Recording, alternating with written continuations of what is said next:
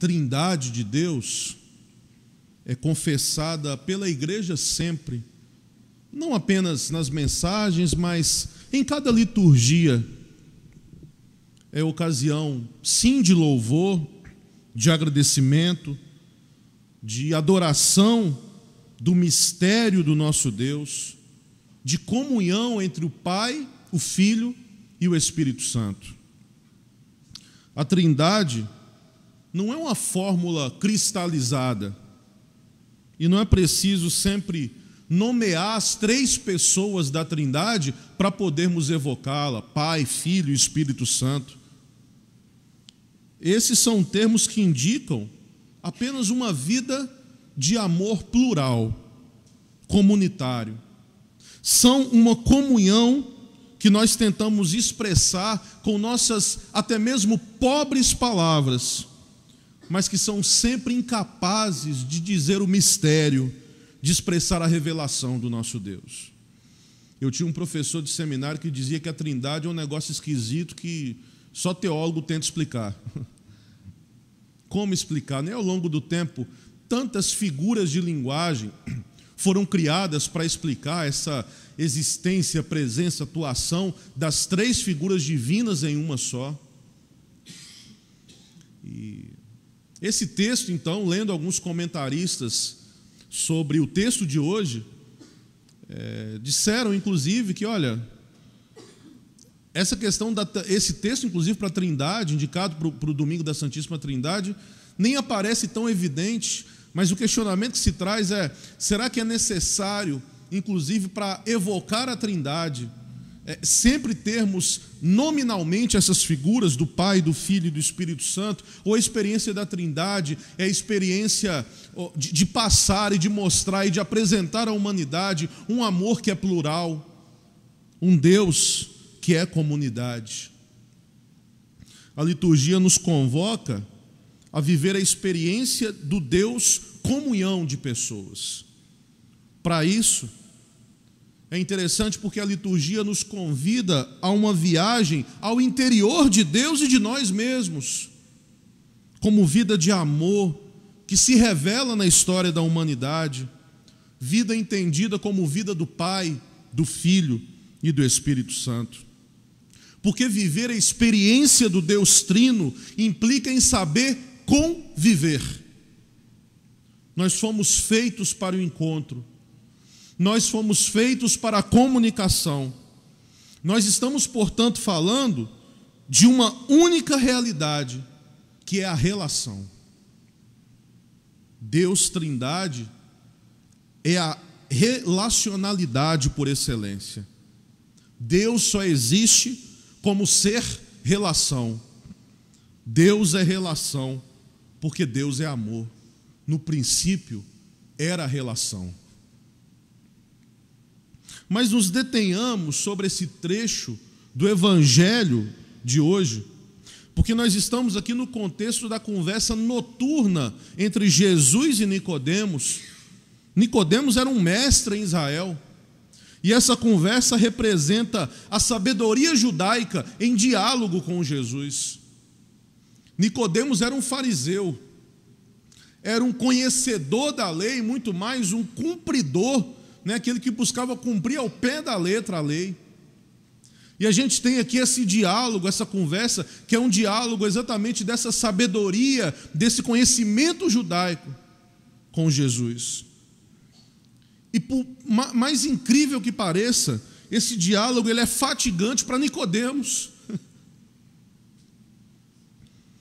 Nicodemos tenta se fazer entender e entender a mensagem daquele que veio de Deus, e a gente vê um entrave aqui em entender aquilo que Jesus estava querendo dizer. Eu acredito que há uma incapacidade de ver que provém da negativa de ver. Vou repetir. Há uma incapacidade de ver que vem da negativa de ver. Falando no linguajar popular, o maior cego é aquele que não quer ver. Há uma incapacidade de ver que vem da negativa, da vontade de não enxergar. um homem pode se fechar voluntariamente àquilo que ele se nega a ver, aquilo que ele não quer ver. Talvez Nicodemos fosse alguém desse tipo, e eu explico. O ensino a respeito de um novo nascimento proveniente de Deus não deveria parecer algo estranho para Nicodemos. Nicodemos era um fariseu. Nicodemos conhecia aquilo que os profetas haviam dito, inclusive Ezequiel, por exemplo, que falou muitas vezes sobre um novo nascimento, sobre um novo coração que deve se criar no homem.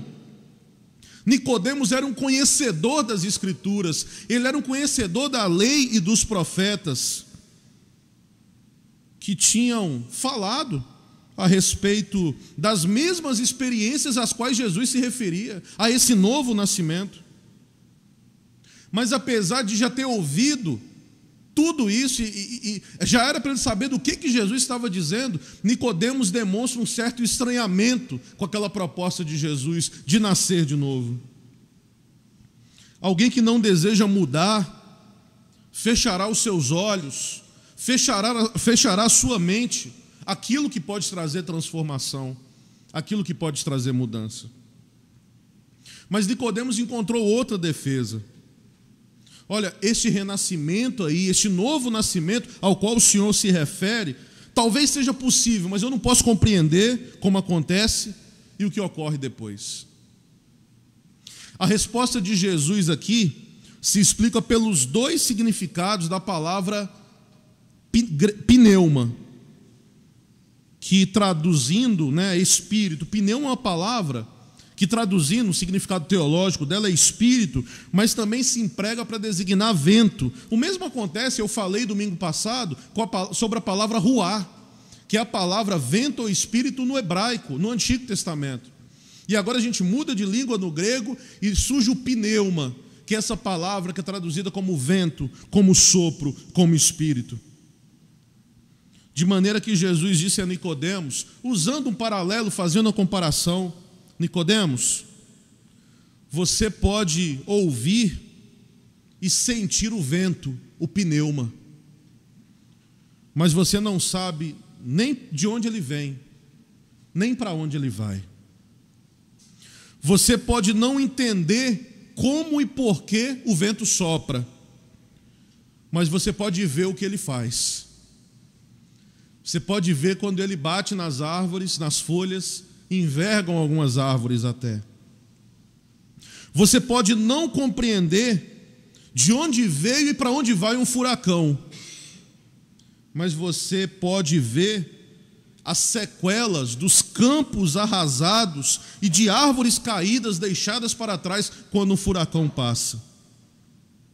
Há muitas coisas sobre o vento que possivelmente você não entenda, mas todos nós sabemos o efeito do vento, aquilo que o pneuma pode causar.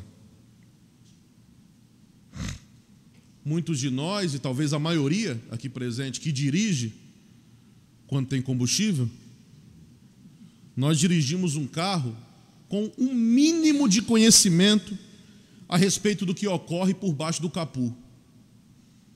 O que a gente sabe é que quando a gente vira a chave, ele liga, a gente precisa acelerar, frear e passar a marcha. Isso é o que a gente sabe. Diga-se de passagem, até um ato de fé, né? A gente sabe que a gente não sabe o que acontece embaixo do capô. A gente a maioria de nós não conhece o funcionamento daquilo que acontece dentro do motor, em todas as partes de um carro. Mas a nossa falta de conhecimento não nos impede de usar e gozar dos benefícios que um automóvel nos proporciona. Nós podemos talvez não compreender Deus plenamente, mas é possível perceber esse sopro divino no universo. Quem e quando compreenderemos Deus completamente? Nós talvez não podemos compreender esse Espírito, esse Deus, mas assim como o vento, a gente pode ver o sopro divino sobre o universo, sobre tudo que está ao nosso redor. Eis o mistério do amor divino, vivido em comunhão do Pai, do Filho e do Espírito. Aquele mundo que é citado aqui no texto, e a palavra é cosmos, que às vezes no quarto evangelho, no próprio evangelho de João, é lido sob o sinal do mal, né? Quem cresceu aí nesse mundo evangélico, como eu, por exemplo, eu ouvi muito disso, né? Não se envolver com as coisas do mundo, né? Sair do mundo, né? Essa noção e esse significado de mundo, como esse mundo que é atribuído a algo mal, aqui é lido como humanidade, aqui é lido como universo que Deus viu, uma coisa boa, e uma coisa talvez muito boa, pegando as palavras inclusive lá de Gênesis. Felizes aqueles que descobrem que a Trindade não é um mistério, apenas um mistério incompreensível, mas a cotidiana experiência do amor, a partir de uma vida encarnada em nossa história, com um respiro, com um ânimo, com uma paixão especial, para continuar vivendo a cada dia, com os mesmos sentimentos de Jesus, porque esse Espírito continua a soprar sobre nós, junto a tantas pessoas que trabalham por um mundo mais fraterno, por um mundo mais justo, por um mundo mais solidário, por um mundo melhor de se viver. A Trindade é o espelho que nos mostra como nós devemos ser e como nós devemos viver à luz de uma melhor comunidade, à luz de uma comunidade melhor. É interessante a gente poder expressar e dizer que Deus é comunidade. A Trindade mostra a própria concepção desse Deus é um Deus que é três. Deus é comunidade, Deus é relação, Deus é relacionamento. Se eu puder resumir, me pedissem para resumir a Bíblia em uma palavra só, de capa a capa, eu diria: a Bíblia é um livro relacional.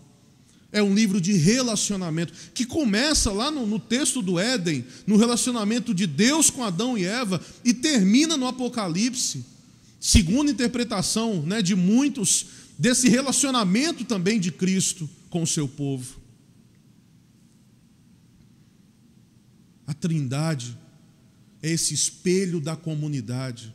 Deus é um Deus relação, Deus é um Deus comunhão, Deus é um Deus plural, Deus é comunidade. E aqui entra um conceito que a gente precisa de um tempo maior, inclusive, para nos debruçar sobre ele, que é o conceito dessa salvação. Porque ser salvo significa passar da morte à vida definitiva. Esse dom de Deus ao mundo, segundo o último versículo que a gente leu, no versículo 17, não tem como objetivo o juízo do mundo, mas a salvação do mundo. Eu não sei se as nossas teologias leem esse texto, inclusive. Eu vim não para que o mundo, né, não para juízo, mas para salvação. Deus quer que a comunidade, que a humanidade conheça a vida para sempre. E essa vida que é uma vida plena. A ideia central aqui que está por trás da vida eterna não é duração. Vida eterna não é uma vida que não tem fim. É muito evidente que uma vida que durasse para sempre, poderia ser tanto um céu quanto um inferno. Vocês concordam comigo? Pode ser tanto um céu quanto um inferno. Chega uma hora que eu quero ir embora. Eu não quero essa eternidade. A ideia que está por trás aqui da vida eterna é de um tipo determinado de vida, e não apenas uma duração de vida. Que tipo de vida? Que tipo de vida então é esse? Só há uma pessoa a quem se pode descrever com justiça o adjetivo eterno. E a palavra eterno no grego é a palavra aionos. E sabe o que é intrigante nessa palavra? Interessante, o Eugene Peterson tem uma versão da Bíblia, né, que ele fez. É uma versão poética. Eu gosto muito de ler assim, leituras devocionais, que é a versão A Mensagem, né? é uma versão muito bonita para leituras devocionais assim e tal. Tem até no Play Store aí, né, no Google Play, tem como você baixar ela gratuitamente, não é pirata. E é uma versão muito bonita, às vezes eu uso na liturgia. E é interessante que ele substitui, inclusive, o termo Deus pelo termo eterno. A forma de se tratar Deus porque o eterno, baseado nesse aionos, não está dizendo só de algo que não tem fim. E essa é a conotação que a gente tomou para a gente, né? Algo que é eterno é algo que dure para sempre. Mas no aionos, nessa palavra, há algo mais que duração. Há uma qualidade em se viver. E essa palavra aionos é um adjetivo que com justiça só pode descrever Deus. A vida eterna é o tipo de vida que Deus vive. A vida eterna é a vida de Deus. É a vida divina. Isso significa que penetrar na vida eterna, que adentrar a vida eterna, significa entrar num tipo de vida que é divina. Significa elevar-se por cima das coisas meramente humanas, temporárias, passageiras e fugazes. Eu vim para que tenham vida, e vida plena, e vida abundante. Essa vida eterna, essa vida aionos, essa vida divina de ser vivida.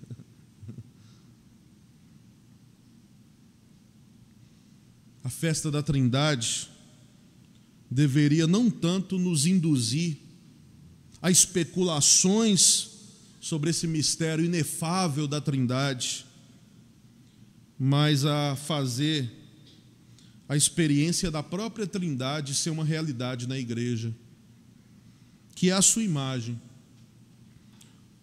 A igreja, por ter nascida no coração do Pai, por ser fundada pelo Filho, por ser reunida pelo Espírito Santo. A igreja é o lugar onde, dentro do possível, para nós, humanos, é dado fazer a experiência do coração de Deus e desta comunhão que é sempre plural. Deus é relação, Deus é comunhão, Deus é plural, Deus é comunidade. E a igreja não pode ser diferente. Que o Senhor nos abençoe. Amém.